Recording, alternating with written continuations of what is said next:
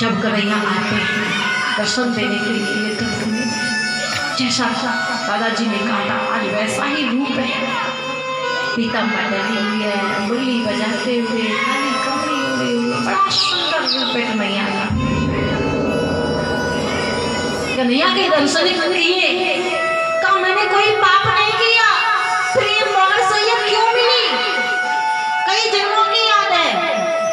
कन्हैया ने कहा दादाजी एक जन्म में आप राजा थे, याद करो, शिकार खेलने के लिए जा रहे थे, एक सांप आपके रास्ते में आ गया, फिर आप दूसरे रास्ते से जाने लगे, फिर वही सांप आ गया, बार बार सांप आपका रास्ता रोक रहा था। आपने देखा ये शिकार खेलने नहीं जाने देना है, तलवार की नोक से सांप को उठाया, कटीले कांटों पर डाल दिया, वो कांटे सांप के शरीर में चुभ गए, वो तड़प तड़प करके मरा था। ये उसी सांप का श्राप है जो कि कांटों की भांति ये तीर भी आपके शरीर में चुभे हुए हैं।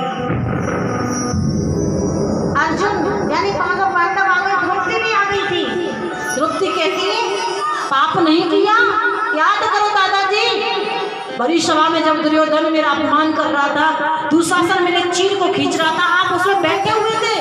मैंने कहा दादाजी आप बुजुर्ग हो, आप इनको रोको, अगर आप कह देते तो दुशासन की इतनी हिम्मत नहीं थी जो कि मेरी साड़ी से हाथ लगा जाए, लेकिन नहीं, आपने कहा मैंने दुर्योधन का अन्न खाया है इसलिए मैं कुछ नहीं कह सकता।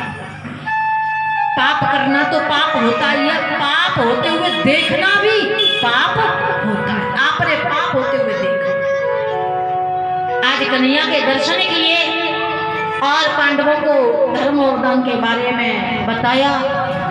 उसके बाद में दर्शन करने के बाद में कन्हैया की छवि को हृदय में बसा करके मृत्यु देवी से कहा आज भी समय आ गया, दर्शन करके सदा सदा के लिए दादाजी कन्हैया के चरणों में लीन हो जाते, अपनी देह का त्याग करते। पांडवों ने दाग संस्कार किया। उसके बाद में राज्य को दिला करके भगवान कन्हैया द्वारिका चले जाते हैं। इधर में उत्तरा देवी ने एक पुत्र को जन्म दिया था, नामकरण करवाया, नाम रखा परीक्षित।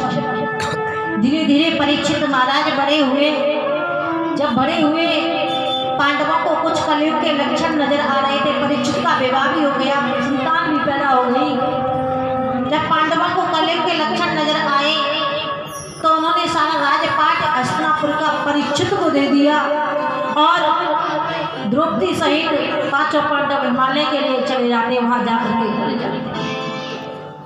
धीरे धीरे समय व्यतीत होता है। परीक्षित महाराज जी हस्तिनापुर का राज्य बड़े ही आनंद पूर्वक संभाल रहे हैं, प्रजा को किसी बात का कोई कष्ट नहीं है। परीक्षित महाराज की प्रशंसा चारों ओर फैल रही है। धीरे धीरे जब समय व्यतीत होता है, एक दिन की बात है कि वो शिकार खेलने के लिए जा रहे थे। जब परीक्षित महाराज जी शिकार खेलने के लिए जाते हैं तो वहां जाकर के क्या देखा है परीक्षित महाराज जी ने कि एक गाय है, वो रोती हुई आ रही है, उसके पीछे बैल है, वो लंगड़ाता हुआ आ रहा है। परीक्षित महाराज ने देखा नहीं गया, घोड़े से नीचे उतरे, काहे गौ माता कौन हो, इतनी दुखी क्यों रो रही हो आप, मेरे राज्य में होते हुए आप दुखी। मेरे दादा परदादा भगवान कन्हैया को मानते थे, मैं भी मानता हूँ, और भगवान कन्हैया ने तो आपकी सेवा की है, फिर भी आप मेरे राज्य में दुखी हैं। बोलिए क्या दुख है आपको? तो गौ माता ने कहा कि हे राजन, मैं गाय नहीं बल्कि गाय रूपी पृथ्वी, मैं पृथ्वी हूँ।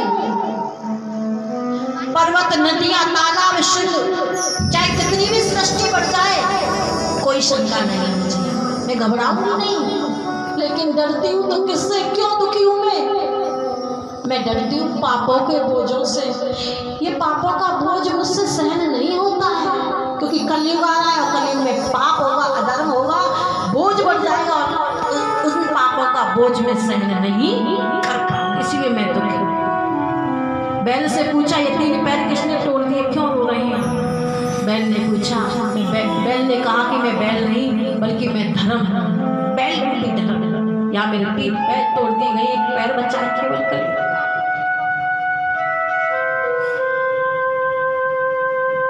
जब दोनों से कहा कि आप इतने दुखी, उसके बाद में देखा कि एक काला पुरुष हाथ में डंडा लिए आ रहा है, गाय और बैल को सताता हुआ आ रहा था। उससे पूछा आप कौन हो? उसने अपना परिचय देते हुए कहा कि मेरा नाम है कलयुग। कलयुग, वो भी मेरे राज्य में? आप इन दोनों को सता रहे हैं, आपके आने से ये दोनों दुखी हैं। पृथ्वी और धर्म, मैं आपको जीवित नहीं छोड़ूंगा, आपके आने से ये दोनों दुखी हो जाए।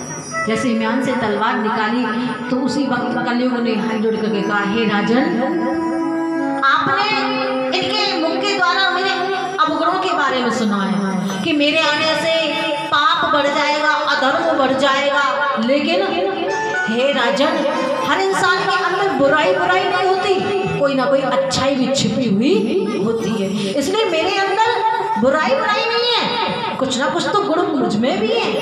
क्या है तुझ में गुण? तो कलयुग कहने लगा, अपने गुण बता रहा है और रामायण में भी लिखा है। क्या बोला है कलयुग?